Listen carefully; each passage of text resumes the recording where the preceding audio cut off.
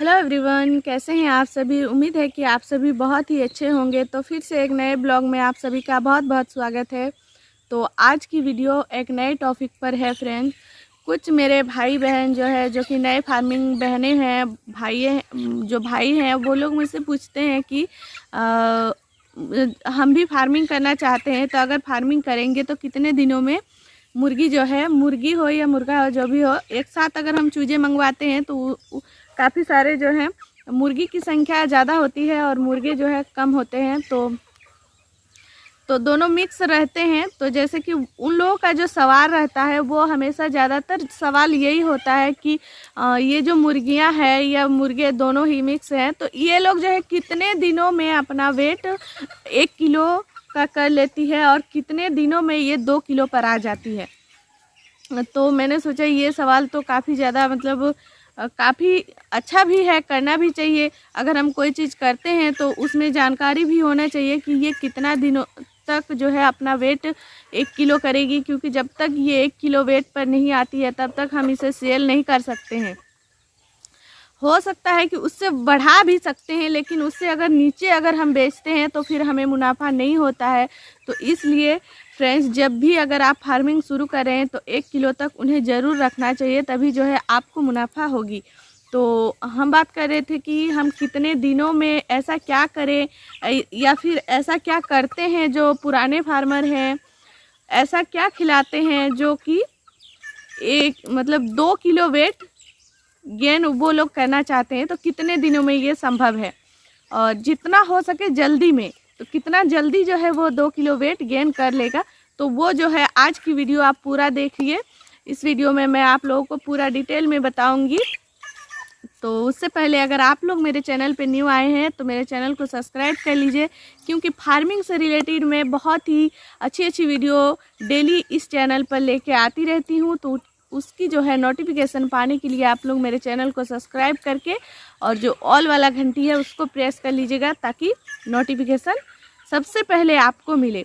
और वीडियो को जितना हो सके अपने फैमिली फ्रेंड्स में शेयर कर दीजिएगा, ताकि आगे और भी लोग अगर जुड़ते हैं और अगर कोई करने में इच्छुक है तो वो हिचकिचाए ना।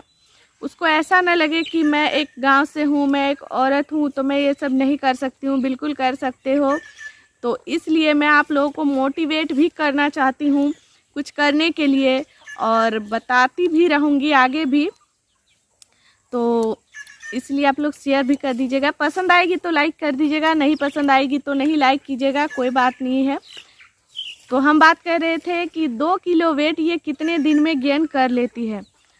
तो जैसा कि ये तो आप लोगों के जैसे जो आप इनको चारा देते हैं, जो बीज आप इनको खिलाते हैं, उसमें उस हिसाब से इसका ग्रोथ होता है। अगर आपका फीड मार्केट का होता है तो फिर इसका ग्रोथ बहुत ही अच्छे से हो जाता है। इसमें एक और बात है, अगर आप मांस के पर्पज से अगर इनको पाल रहे हैं तो फिर आप इनको मार्केट का ही जो फीड आता है वो दीजिए।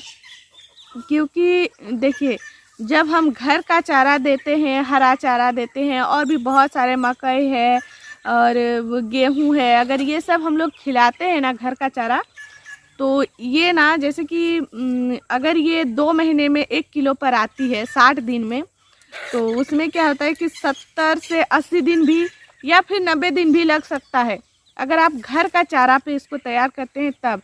अगर आप इसको मार्केट से जो इनका जो स्पेशल जो फीड आता है, जो खाना आता है, वो अगर आप लेते हैं तो उसमें ना ये प्रॉपर 1 किलो की 60 दिन में आपको मिल जाएगी। और जैसे कि ये 1 किलो वज़न गेन करने में 60 दिन लेती है, लेकिन यहाँ पे एक बहुत बड़ी बात है कि अगर ये 60 दिन में 1 किलो वेट गेन करती है तो क्या ये 4 महीने में 2 किलो वेट करती है? जी नहीं, ये 3 महीने में अपना 2 किलो वेट कर लेती है। 3 महीने में ये एकदम 90 दिन में ये लोग 2 किलो पर आ जाती है।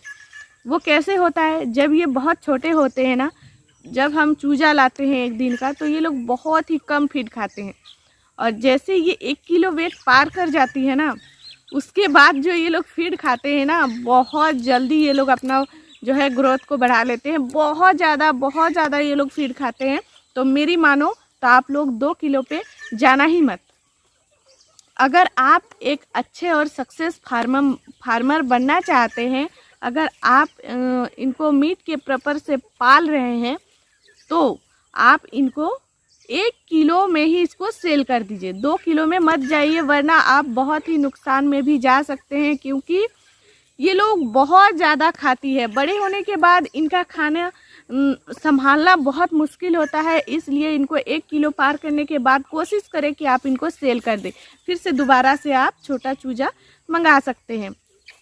और अगर आप इनको अंडे के पर्पस से पाल रहे हैं, अगर आपको इनसे अंडा चाहिए, तो फिर मेरा सजेशन ये है कि आप इनको मार्केट का खाना बिल्कुल मत दीजिए, क्योंकि मार्केट के खाने में बहुत जल्दी ग्रोथ होता है। और उसके बाद फिर बहुत बार ऐसा भी होता है ना कि जब मुर्गियां अपना वेट ज़्यादा कर लेती है तो वो अंडे बहुत कम देती हैं।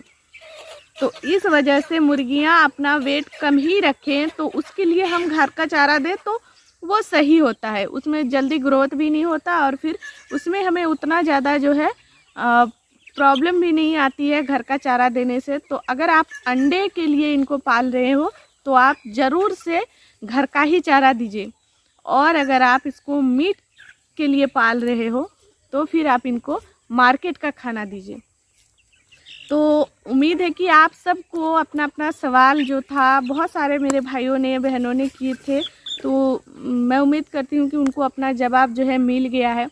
क्योंकि देखिए, हमने तो भाई अंडे के लिए नहीं पाला है, क्योंकि अंडे पे ले जाना बहुत मुश्किल है। मतलब बहुत दिनों तक हमें वेट करना होता है। जैसे कि ये अंडे पे कब आती है, 5.5 महीने के प्लस में जाएगी, या फिर आप 6 महीने रख लीजिए, क्योंकि आप घर का चारा देते हैं। इन लोगों का थोड़ा उम्र भी होना चाहिए ना। जैसे कि हर मुर्गी का हर जगह पे देखा जाए तो वो 6 महीने पर ही जो है अंडे पर आती है। बहुत सारी जो है 5.5 के बाद प्लस में जाती है, तो 5.5 प्लस हो जाती है तो फिर वो अंडे पर आ जाती है।